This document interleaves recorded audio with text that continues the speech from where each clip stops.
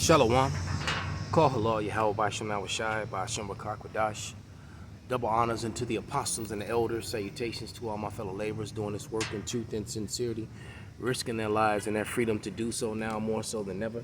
To the scattered elect that are scattered around the four corners of the earth, that be like unto the speckled bird, the Israelite foreigners, and to the Aquaf that are listening and learning. To you, I say Shalom. This is your brother Malcolm from the branch of the Great Millstone here in Chicago, coming at you with another lesson in one of my favorite spots. I'm on the opposite side of the park where I never go, because this is a spot where well, it's a dog park down at the end, and this is the place where the Edomites like to come and lay out and tan. You know, try to get some melanin, something that they hate so much. But anyway, Salakia, I watched a video this morning. I think I'm gonna just attempt to play some of it. Basically it's about America pulling out and leaving the Saudi Arabians hanging out. So first they did it to the Afghanistanians, all right? Now they're leaving the Saudis hanging by. What they're doing is they pulled out all their Patriot missile batteries, all right? So let me just see if I can find that video real quick, and hopefully it's loud enough. I don't have my speaker. Here we go. If not, I'll just speak on it. U.S. defense equipment from Saudi Arabia comes just as a Houthi drone attack. Oh, here we go. The United States has removed its most advanced missile defense system and Patriot missile batteries from Saudi Arabia. This even as the kingdom faces continued air attacks from Yemen's Houthi rebels and threats from Iran.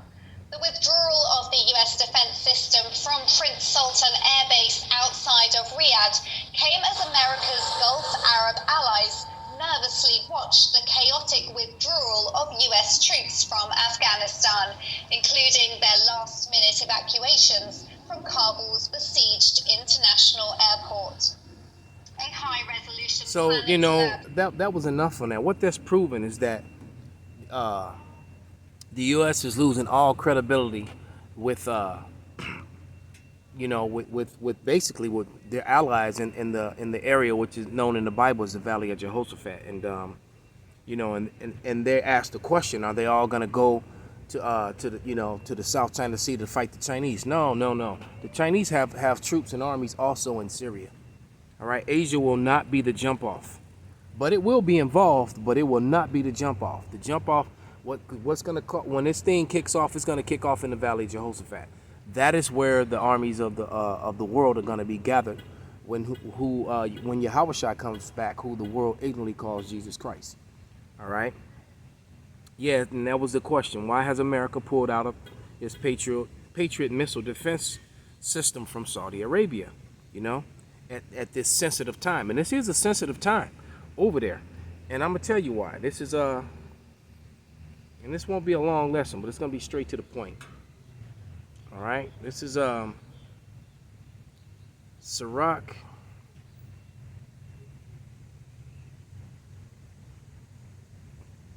the 12th chapter. All right, well, the book of Ecclesiasticus, but I just like to say Sirach, or Sirach, you know, potato, because it makes it simpler. People get confused with Ecclesiastes and Ecclesiasticus. But this is Sirach 12 and 13. And it reads, who will pity a charmer that is bitten with a serpent, or any such as come nigh wild beasts? So look, America is a serpent, like a wild beast, man. You know, like the video that went up last week of the baby calf. I think it was a gazelle that was playfully playing with the leopard, and the leopard was playing with it for about, you know, almost, you know, 3 or 4 minutes, until the leopard decided it was time to eat. Then he grabbed the calf by the neck, choked it out, and then devoured it. All right, you trust Esau, Edom, you will be devoured. All right, and what's happened is that these American Edomites, like many of the ones that you're looking at before you, they have proven themselves to be not trustworthy. All right. Just ask the Afghans. All right. You think these people are trustworthy? That they're gonna support you, protect you, fight for you, or anything like that? After the Afghans. All right. Let me grab another quick scripture. This is also in the book of Sirach. Just a few scriptures up. This is Sirach 12 and 10, and it reads, "Never trust thine enemy, for like his iron rusteth, so is his wickedness. Though he humble himself and go crouching, yet take good heed and beware of him. And thou shalt be unto him as if thou hast wiped a looking glass, and thou shalt know that his rust have not altogether been wiped away." All right, verse 12. "Set him not by thee, lest when he have overthrown thee, he stand up in thy place. Neither let him sit at thy right hand, lest he seek to take thy seat. And thou at the last remember my words, and be pricked therewith." So if you don't listen, you will be pricked, right? Because you best believe we here at the GMS, at the Great Millstone, we will laugh at your calamity. All right? Especially when you've been warned, you've been told, and you do the opposite of what the scriptures say. You do the opposite of what the gospel say. And then when your punishment comes, we're gonna laugh at your calamity, man. You know, that's what it is. But let's go to the book of Joel, because this is how it all goes down. And we're deadly close to this time. You better believe it. This is Joel, the 3rd chapter, and I'm gonna start at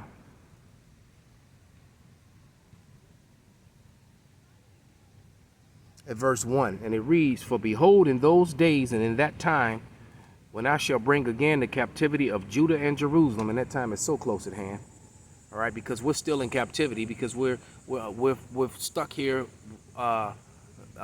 being ruled over by contractual law, where we really have no voice and no say so.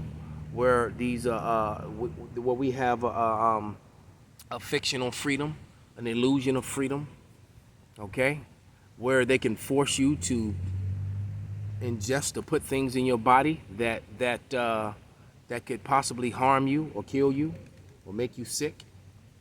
All right, or make life impossible for you if you don't, play by their rules.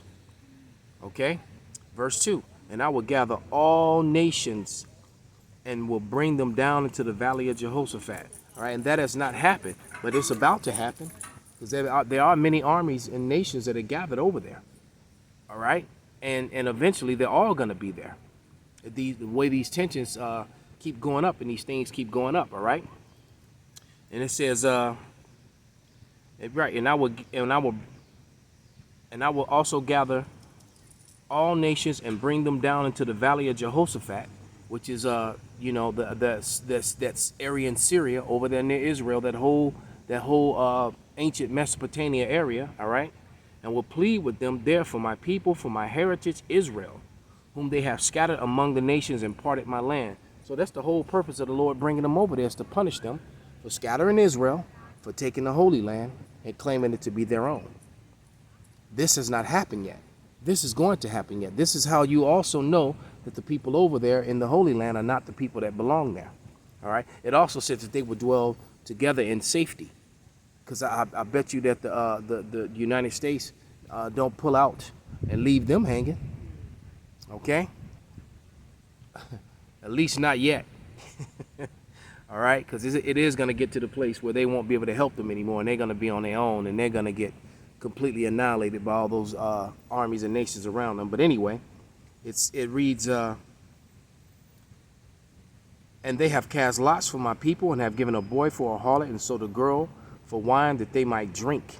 All right, and that's exactly what they did. They sold our children, made them, turn them into harlots, whores, and bati boys, and they were trading us for musket guns, wine, all right, and rum.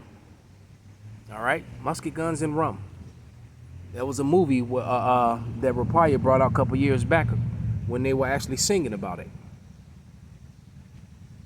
The Edomites were. All right, that's how the empires and all the Edomite empires that are established now, this is how they got their wealth. All right? From rape, robbery, murder, and slavery. Point blank, period. And that is the reason why the nations are being gathered in the Valley of Jehoshaphat. Okay? And, well, let me just keep reading a little bit. And it says, and they have cast lots for my people, and have given a boy for a harlot, and sold a girl for wine that they might drink. Yeah, what did you have to do with me, O Tyre and Zidon, and all the coasts of Palestine? Tyre and Zidon are African nations. All right? And the coast of Palestine. All right? Those Arabs that are in Palestine, all those Ishmaelites that are in Palestine today, because that's talking about the Philistines, and the Philistines were Hamites, so-called Africans. They've been pushed out of that land, and it's full of Mohammedans, the brothers and sisters and children of Muhammad, Ishmael. They're not indigenous to that land. They were there before the Edomite fake Jews went in, but they're still not their land either. All right? And it says, and right, will you render me a recompense? And if you recompense me swiftly and speedily, will I return your recompense upon your own head, because ye have taken my silver and my gold, and have carried away into your temples my goodly pleasant things. The children also of Judah and the children of Jerusalem have ye sold unto the Grecians, that ye might remove them far from their border. All right, so the Israelites got sold to the Edomites, and Ishmael and Ham had a lot to do with it. Okay, they played a major role in it. And I said the Israelites, both northern and southern kingdom, Negroes and Latinos and Native Americans. Seville, Spain became the reverse slave capital of the world, all right, during the transatlantic slave trade. All right, they were selling so-called Hispanics and natives, and from Seville, Spain, they were being scattered all over the world, same way Judah was being scattered when they were coming here to the Americas. All right. And I'm going to read verse 7 and 8 and then wrap it up. And this is, it says, behold, I will raise them up out of the place where ye have sold them, and I will return your recompense upon your own head. And that's what you're seeing now, with all the camps that are raising up. And then you got FBI showing up to people's houses talking about some black identity extremists. No, the only identity extremists in America are these white nationals who's actually hung, murdered, and killed people by the thousands. For generations, for hundreds of years at this point. All right. Name one black organization that's gone out and did the same. All right. What you going to bring up? Nat Turner, from the 1800s, who basically, if you were in Nat Turner's shoes, you probably would have did the same thing. And Nat Turner was fighting for his freedom and against oppression and being forced to be a slave. How could you blame anyone for raising up against their oppressors under those circumstances? All right. In verse 8, it reads, and I will sell your sons and your daughters into the hand of the children of Judah, and they shall sell them to the Sabians and to the people far off, for the Lord has spoken it. So you best believe, man. Like it said, he that leadeth into captivity shall go into captivity. All right. So basically, we're going to do unto you what you did unto us double. And the kickoff point will not be in Asia. It's going to be in the Valley of Jehoshaphat. Point blank, period. Ain't nothing you can do to change that. That's just what it is. All right. So all the saber rattling and it is just getting louder and louder. And if you don't understand what that means, it's like when the soldiers stand around when you watch them ancient battles, and they start banging and beating on their shields. And slamming their weapons against their shields. That's what they're getting themselves prepared for war. All right? And war it is, man. There's getting ready to be war here in America on its own citizens and one against each other. All right, so with that, I give all praises, honor, and glory to Yahweh, Ba'ashem Yahushai, Ba'ashem Rakak Radash, Wa Abba Babar, Kwam Yasharallah.